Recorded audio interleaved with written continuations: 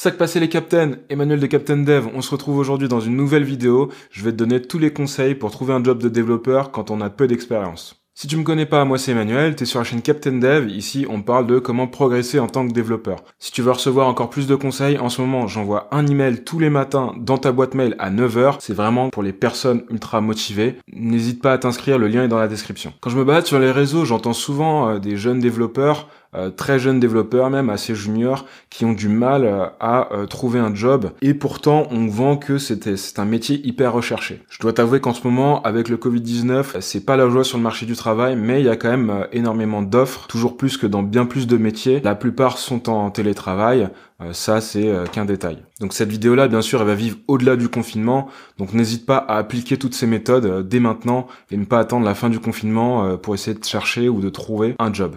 Donc ça c'est le problème de base tel qu'il est vécu par les développeurs juniors. Maintenant on va parler de différents points avant d'aborder les solutions. Faut savoir que le recrutement fonctionne d'une manière assez spécifique. Je vais schématiser, je vais vulgariser un peu, donc ne m'en veux pas si t'es recruteur et que tu tombes dessus. Globalement t'as énormément de boîtes ou de chasseurs de tête qui vont toucher des primes au moment où un des profils qu'ils ont proposé à une entreprise est embauché, a fini sa période d'essai, est en CD. Ces primes, elles peuvent atteindre quelques milliers d'euros. En fait, ça récompense le travail fourni pour trouver un bon profil pour une entreprise. Donc ça, déjà, ça fait partie de l'argent que les entreprises sont prêtes à mettre sur la table parce que recruter coûte cher. Donc soit tu l'as en interne et t'as des gens qui sont dédiés à ça, soit tu l'externalises. Bien sûr, ces commissions à l'embauche, elles sont en fonction du profil. Donc plus t'es junior, moins entre guillemets, tu peux potentiellement être intéressant pour ce genre de structure. Encore une fois, je dis ça par rapport à mon expérience personnelle. Si la tienne est différente, n'hésite pas à mettre un petit commentaire pour nous donner un peu ton avis et nous dire comment ça s'est passé pour toi. Donc voilà, je pense que pour les profils juniors, peut-être que l'intérêt est moindre, ce qui est une chose, mais on va voir comment pallier à ça. Moi, pour ma part, j'ai déjà trouvé une boîte comme ça en passant par ce qu'on appelle un chasseur de tête ou un cabinet de recrutement. À l'époque, ça s'était très bien passé. Ils m'avaient aidé à faire une grosse augmentation sur mon salaire. J'avais été bien accompagné. Ils avaient vraiment pris le temps de comprendre mon besoin et il y avait même eu du suivi derrière. Donc, tout ça pour dire que, comme dans n'importe quel métier, il y a du bon et du mauvais. Personnellement, j'ai connu le côté positif. Il faut savoir que ça existe. Autre point d'attention qui peut poser problème pour les développeurs juniors, il faut faire très attention. Tu peux avoir tel ou tel diplôme, sortir de telle ou telle formation. Il faut que tu te poses la question, est-ce que tu es employable? C'est une chose d'être junior avec peu d'expérience, c'est une chose d'être employable. Pourquoi je dis ça? Parce que, en fait, peu importe ton niveau, on va te demander de bosser et en fait si on t'embauche mais qu'on met 6 mois derrière à te former, tu comprends bien que ça peut poser un certain problème financier. Qui dit problème financier dit forcément pas d'embauche. Et je vois trop de développeurs juniors qui arrivent sur le marché, forcément ils sont un peu perdus, ça peut arriver, mais quand je vois leur profil, j'estime en tout cas qu'ils ne sont pas employables. Parce qu'il manque certaines compétences qu'on utilise au jour le jour qui ne sont pas forcément maîtrisées ou même pas du tout abordées. Ça c'est une chose, il y a différentes formations, il y a différents types de diplômes, peu importe, une fois que tu es sur le marché du travail, ça devient ta responsabilité de devenir un développeur employable. Et pour devenir employable, justement, je vais te donner tous mes conseils dans cette vidéo. Dernière chose, est-ce que tu cherches aussi le bon poste? Finalement, quand tu vas chercher un job, tu vas chercher un job de développeur. Peut-être que tu cherches sur des postes qui ne correspondent pas vraiment à ton profil, ça peut être une chose. Si ton CV, c'est du front-end, mais que tu cherches un poste de back-end, tu comprends bien que ça va être compliqué d'être pris pour un poste pour lequel tu n'as pas aujourd'hui la qualification. Donc voilà, il faut vraiment te rendre compte que si tu cherches un job qui est entre guillemets à côté de tes qualifications, tu vas avoir un problème. C'est toujours plus facile de changer de techno quand tu es en poste, quand tu le fais sur un projet où tu as le temps de le faire, tu te bases d'abord sur tes compétences que tu as déjà et tu vas venir en ajouter d'autres à ton arbre de compétences, plutôt que de trouver un poste où en même temps tu vas changer de domaine. Donc voilà, tout ça c'est un positionnement, il faut que tu le travailles et ça prend du temps. Juste avant qu'on passe aux solutions, n'hésite pas à mettre un petit commentaire pour me donner un peu ton avis sur tout ça, quels sont les problèmes que tu as rencontrés, et puis l'idée c'est de partager un max avec tout le monde. Alors, on va séparer ça en deux grosses parties. Premièrement, le personal branding, deuxièmement, tes recherches. Alors le personal branding,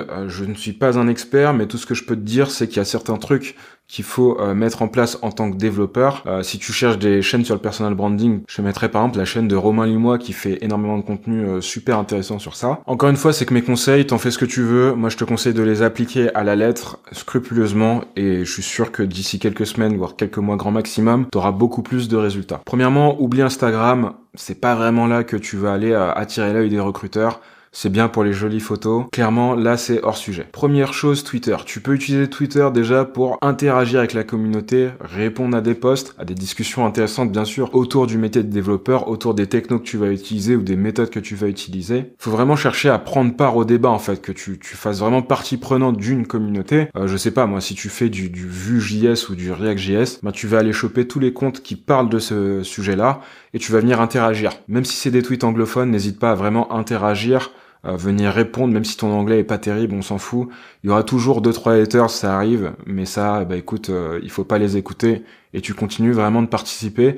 Et en ayant ce genre de discussion sur les réseaux, tu vas vraiment pouvoir aussi progresser et être capable de tenir une discussion technique en fait. Tous les autres conseils qui vont suivre, y compris pour Twitter, n'oublie pas que le positionnement, il faut pas que tu te positionnes en tant qu'expert, en tant que monsieur je sais tout. Ça, c'est le pire truc à faire parce que si tu l'es pas, tu te feras allumer quoi qu'il arrive. L'idée, c'est vraiment de te positionner comme quelqu'un qui va venir documenter son parcours. Il faut surtout pas te créer un personnage, il faut vraiment que tu te positionnes humblement en tant que développeur junior et que tu sois là vraiment pour raconter à tout le monde ce que tu as appris, par quel chemin t'es passé, qu'est-ce que t'as trouvé et quels sont les points positifs que t'en as tirés. Deuxième chose pour ton branding qui peut être intéressant, c'est de tenir un blog. Encore une fois, ça rejoint les remarques qu'on s'est dit tout à l'heure sur Twitter, t'as pas besoin d'être expert. L'idée, c'est juste d'essayer de tenir une sorte de journal de tout ce que t'as appris au cours de ton parcours. Et crois-moi, si t'as un blog que tu le mets en lien dans ton LinkedIn et compagnie, un recruteur qui va tomber sur ton profil, potentiellement, plutôt s'il est technique, effectivement, va venir regarder ce qui se passe dessus.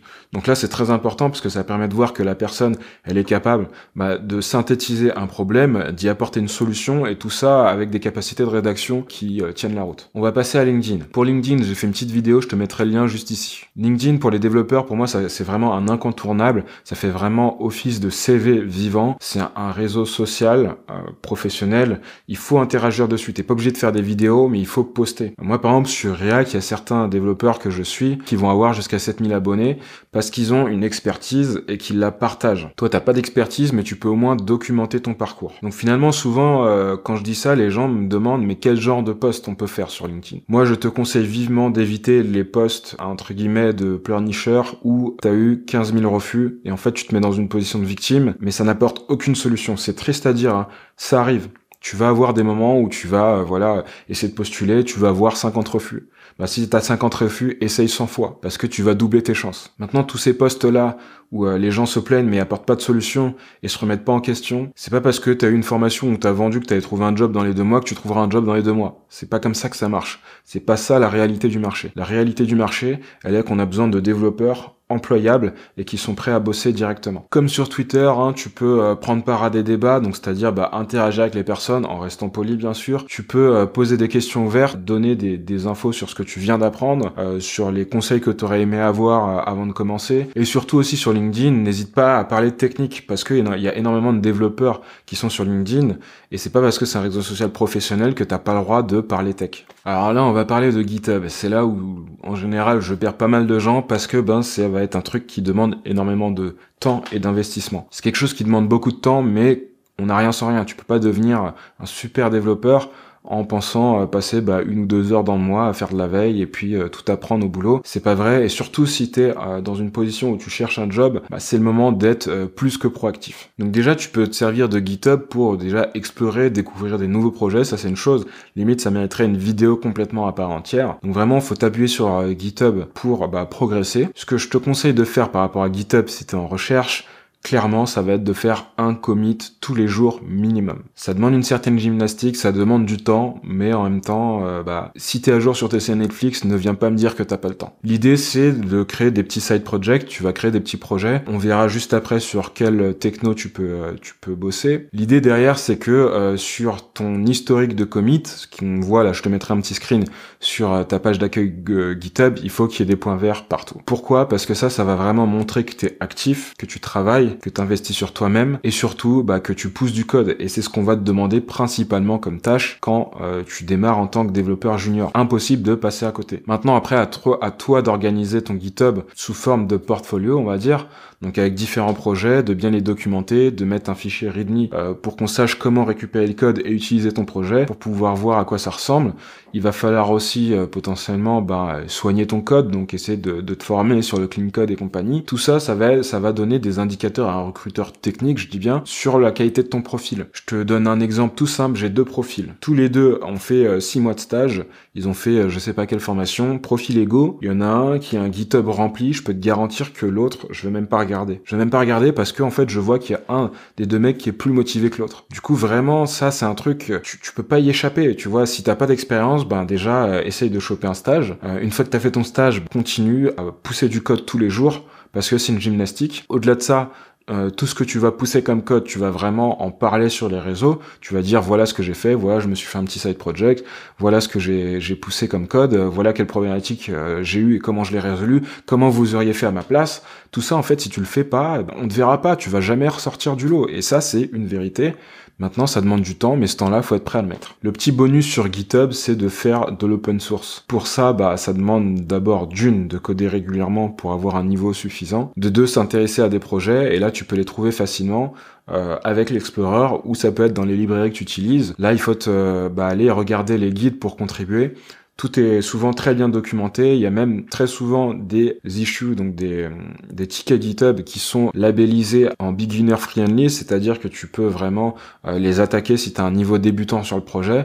Donc ça c'est un gros plus, et crois-moi, si tu fais de l'open source et que tu en parles autour de toi, tu feras toujours plus de bruit que le développeur qui a le même niveau que toi à la base, mais qui ne fait rien de plus. Ok, on passe maintenant aux recherches. Admettons que ça fait déjà plusieurs semaines que tu bosses vraiment tous les jours, que ce soit 1 ou 2 heures si t'as envie, même plus si tu peux. Tu t'es constitué un portfolio, t'as une dizaine de petits projets, on va dire, sur GitHub, avec du code bien soigné. Tu postes régulièrement sur Twitter, sur LinkedIn. Qu'est-ce qui se passe pour la suite? Déjà, la chose que tu vas faire, c'est aller regarder les offres de développeurs. Bien sûr, cherche des offres de développeurs juniors. Quoi qu'il arrive, tu vas pas chercher un poste de développeur confirmé ou senior si t'es junior. Et tu verras qu'il y a aussi beaucoup de postes en SS2I. Petit aparté sur les SS2I, j'en ferai sûrement une vidéo parce que le sujet est bien plus complexe que ce qu'on pense. Mais ça peut être aussi un très bon tremplin pour te lancer sur tes 2 premières années dans le monde du travail. Je sais que ça plaît pas à tout le monde, mais crois-moi, franchement, c'est un moyen assez rapide pour apprendre. Tu peux être amené à bosser dans différentes boîtes, donc ça veut dire plusieurs missions, donc ça veut dire des clients variés.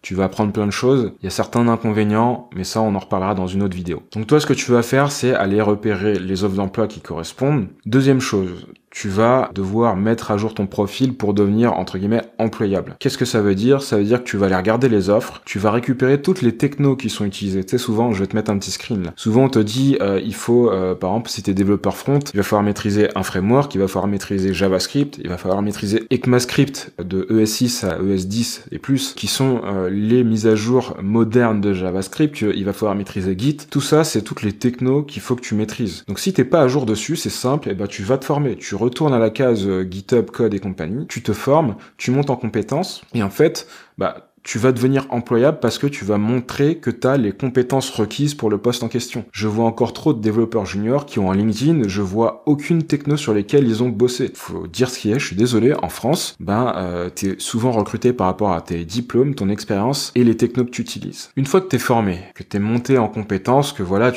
t'as au moins les bases sur ces technos-là, sur ces compétences-là, bien sûr, il faut le dire quelque part. Pourquoi je ne vois pas de techno sur ton profil LinkedIn? Moi, je suis recruteur, je vois ton profil LinkedIn.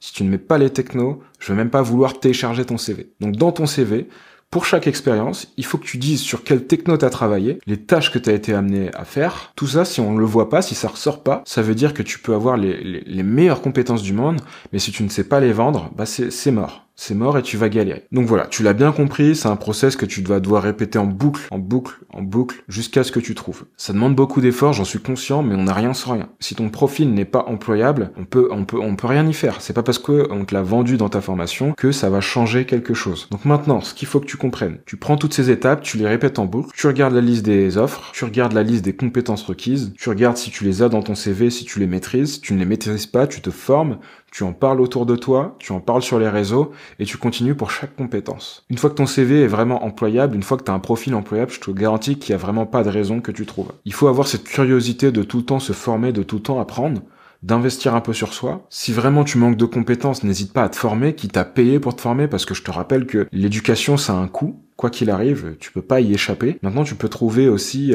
énormément de contenu gratuit. Donc le coût, il peut être soit en argent pour gagner du temps, soit il peut être avec du contenu gratuit, soit il peut être toi en faisant tes propres erreurs, en apprenant de ces erreurs. C'est un métier dans lequel il faut se former en continu. Et une fois que tu auras accepté cette idée-là de vraiment te former, d'investir sur toi, parce que c'est un job où tu vas devoir apprendre énormément de choses tout au long de ta carrière, là tu peux devenir un super développeur. Sur ce, j'espère que cette vidéo t'a plu. Si c'est le cas, n'hésite pas à t'abonner, mets-moi un petit commentaire, un petit pouce bleu, ça fait toujours plaisir. Et moi je te dis à bientôt sur Captain Dev.